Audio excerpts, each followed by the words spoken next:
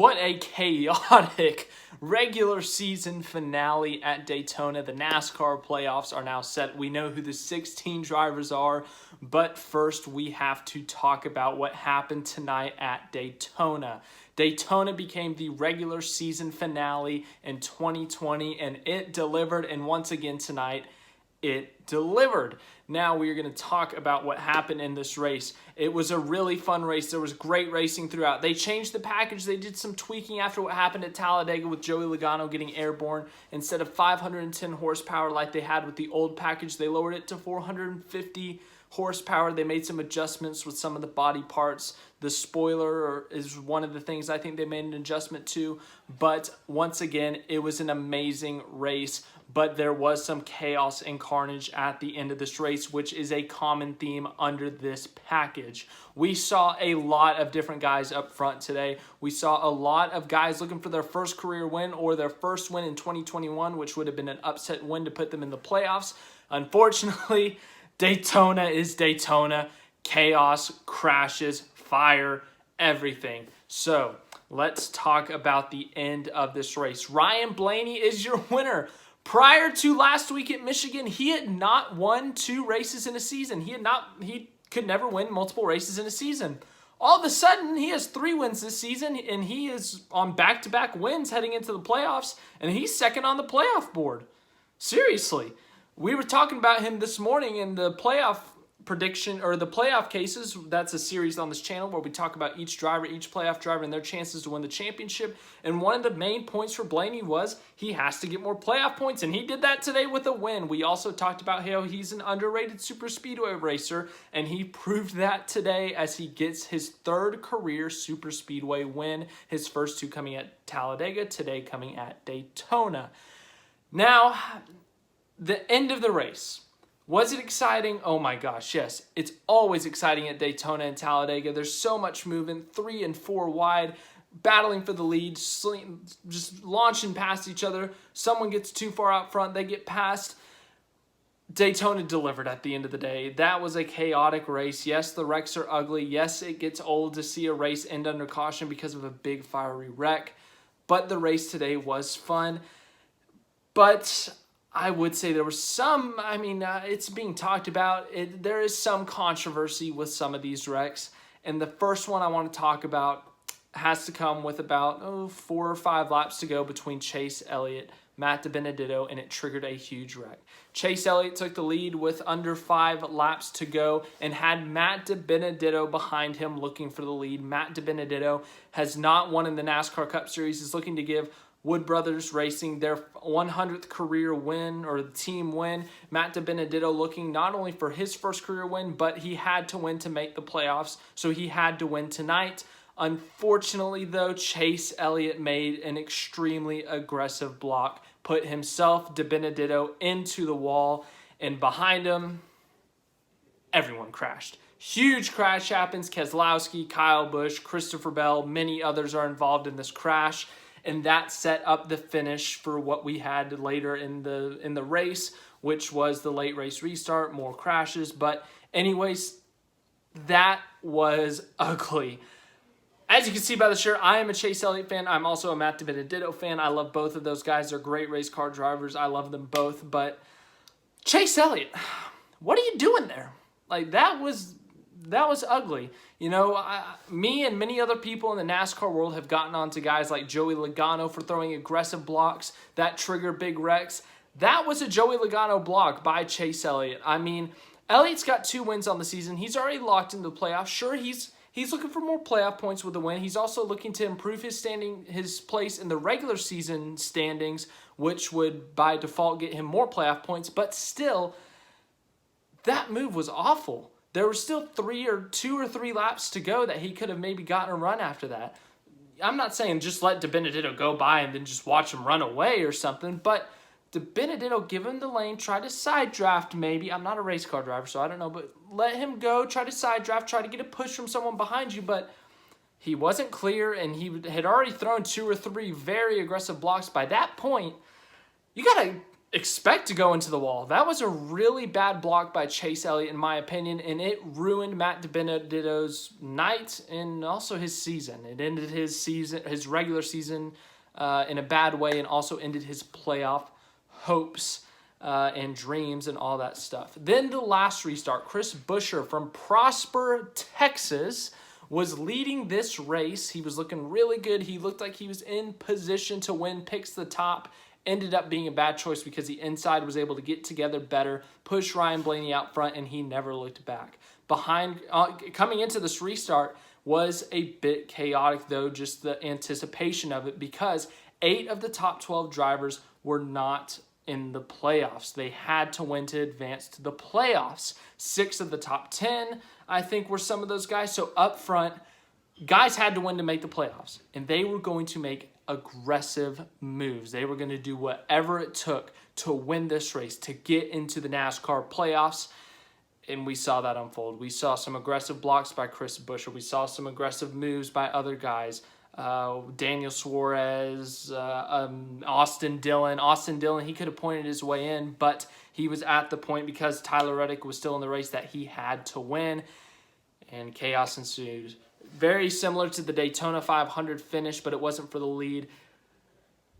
Suarez gets tagged from the back. He hits Harvick, and it just triggered a big crash. Multiple contenders involved. Suarez, as I said, Harvick, Austin Dillon. A huge crash at the end, and it resulted in a caution, which ended the race, giving the win to Ryan Blaney, his 3rd of the season, as I said earlier. There were some other incidents throughout this race. We saw a small wreck in, I want to say, Stage 2, maybe the beginning of Stage 3, between Alex Bowman, Eric Almirola, and a few others. We saw Corey LaJoie competing for the win at the end. I forgot to mention him. He was one of the guys going for the win. Remember, if you're in the top 30 in points and you get a win, you're into the playoffs. LaJoie, he's barely in the top 30 in points, but he is in the top 30 in points. And if he could have pulled that off, that would have been one of the biggest walk-off upsets in NASCAR history. But unfortunately, it did not go his way. But as I said, we had a lot of different guys up front tonight. A lot of guys who needed to win that were up front, making aggressive moves, trying to go for that win. But at the end of the night, it was Ryan Blaney who got the win at Daytona. And yeah, let's talk about the results of this race. Man, oh man, Ryan Blaney. We just talked about him this morning in the Championship Cases video. We talked about his opportunity to go make it to the championship 4. How's he going to do it? One of the points of emphasis was those playoff points, and he delivered today. Got 5 beautiful playoff points. I think he got some more. He might have moved up to the point standings, and he is now 2nd on the playoff grid, actually. Yeah, big night for him. Another win, back-to-back wins for the 12 team. That is huge for him, for Team Penske.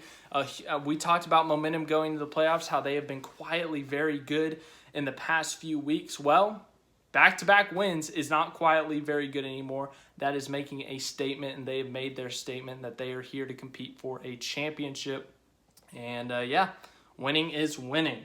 2nd place, Chris Buescher, oh so close to getting his 2nd career win. It would have been his 1st with Roush Fenway Racing. Would have been a big boost of momentum for them, obviously, with Brad Keselowski moving to the team next year as a driver-owner. But Buescher could not get it done. He was in the top 2 there for the last few laps after all the chaos happened. Led some laps there, competed for the win. Great for Roush Fenway Racing to show some speed, to show that they can compete for the win, but unfortunately just short. A 2nd place finish is great for them. Unfortunately, it comes up short of a win, which means they will not be advancing to the NASCAR playoffs. 3rd place, Bubba Wallace, a new best finish for 23XI Racing. Had a big momentum kind of booster after the news this week that Kurt Busch would be moving to the team in a 2nd car to be teammates with Bubba Wallace. We may have talked about it, I don't know, but Bubba Wallace had an opportunity at Daytona this weekend to potentially come out and be one of those guys who could have an upset win to get into the playoffs. He's been good at super speedways in his career, whether it's with Richard Petty Motorsports or 23XI, but fortunately he did make it through the late race wreck, but unfortunately it comes in 3rd, and he has been eliminated from playoff contention. 4th place, Ryan Newman. Both cars for Roush Fenway Racing in the top 5. Didn't see much of Newman all night, but ends up with a 4th place finish. Unfortunately, he misses the playoffs, though, in what could be his last season if he's not able to find a ride next year. 5th place, Ryan Preece. Good night for him, but unfortunately misses the playoffs. You're going to hear this for a lot of guys. Actually, the next one is someone who does make the playoffs, but good run for Preece, good top 5 run for him. Yeah, they had a strong start to the season. Looked like if they could keep that up, they could potentially contend for a point spot, but fell off a bit and had to win coming into this race, and they missed the playoffs. 6th place, Tyler Reddick. He does make the playoffs. He is the one guy, well, I guess one of 3 technically, to point his way into the playoffs. Him and Austin Dillon were competing for that final spot, and he gets it after Austin Dillon has a late race crash, and he gets a 6th place finish. He did what he had to do tonight. He got in an early wreck. He had a lot of damage to his car. He was leaking fluids. It looked like his night might be over, and Austin Dillon could potentially take that spot, but fortunately for him, he was able to get back on track. Austin Dillon had his problems, and he was able to advance to the NASCAR playoffs. 7th place, Justin Haley, the winner of the Xfinity race this morning. He is a NASCAR Cup winner at Daytona. A good run for him. 8th place, Alex Bowman. He was involved in a wreck earlier this race, but he comes back for an 8th place finish. 9th place, Chase Elliott.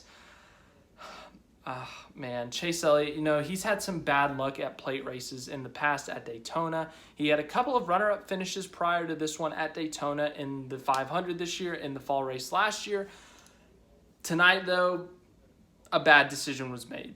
Chase Elliott, I'm sorry, but that block was a bad block. He could have done so much better. He's a great race car driver. He's a champion, but that was a really bad block. It ruined Matt DiBenedetto's season. It ruined a lot of others. I understand when you're competing for playoff points and all that stuff, but that was a poor move on his part, and unfortunately it cost him a chance at the win, damaged his car, and ruined a lot of other nights. 10th place. I can't believe I'm saying this, guys, but we have to get loud for McLeod. BJ McLeod gets a top 10, baby. Oh my gosh, BJ McLeod for Live Fast Racing gets them their first ever top 10 finish. Get loud for McLeod, people. I mean, I love BJ McLeod. If you just Google BJ McLeod, you look at him, you will love him immediately. BJ McLeod is that dude. I love him. And he just got top 10 for Live Fast Motorsports in the NASCAR Cup Series at Daytona. That is the highlight of the race. BJ McLeod getting a top 10 literally just made my week. I love you, BJ McLeod. BJ McLeod, I'm so proud of you. I'm so proud of Live Fast Motorsports. I'm so happy for them. So happy for that team. So happy for BJ McLeod. Highlight of the year, arguably. BJ McLeod top 10. Get loud for McLeod, people. Get loud for McLeod. 11th place, Josh Bilicki, a great run for him. This is why I love Daytona and Talladega. Despite all the chaos and wrecks and stuff, that makes it fun. Sure, it makes it entertaining, but it is money going down the drain, and it does get ugly at times. But we get to see these stories. These guys who don't usually get these kind of finishes, they finish where they finish. BJ McLeod 10th, Josh Bilicki 11th. Incredible. Great stories, great runs. 12th, Eric Jones. Good run for him. Obviously, he signed a contract extension with RPM earlier this weekend and unfortunately misses the playoffs due to not winning. 13th, Kurt Busch. 14th, Denny Hamlin. Falls short of the regular season championship. He had it for most of the season, and then Kyle Larson caught on fire, and Kyle Larson is your 2021 regular season champion. 15th, Eric Almirola. 16th, Kevin Harvick. Looked like he was going to have a shot at his first one in 2021, but he got wrecked there at the end. 17th, Corey LaJoie. Oh my God, that would have been a story if he won. So close for LaJoie. Great opportunity for them to win, but unfortunately Daytona, chaos at these plate races happened, and he wrecked. 18th, Austin Dillon. Such a good year for that team. They had some really good runs this year. They had some great top 10s, even a few top 5s, I want to say, but they were good. But unfortunately, with this system, we had a couple of winners back in the field outside of the top 20 in points, And that ends up booting out Austin Dillon. Austin Dillon falls short of the playoffs. A really good season, an underrated season for Austin Dillon, in my opinion, and unfortunately falls just short of making the playoffs. 19th, Ross Chastain. 20th, Daniel Suarez. These were some of the guys who had to win to make the playoffs that were involved in the late race crash, going for that win, making aggressive moves there at the end. Suarez had a big push, hit Harvick. It triggered a big wreck, and chaos ensued. 21st, Kyle Larson. He crashes on the last lap, finishes 21st, but he clinches the regular season championship. He gets 15 bonus points.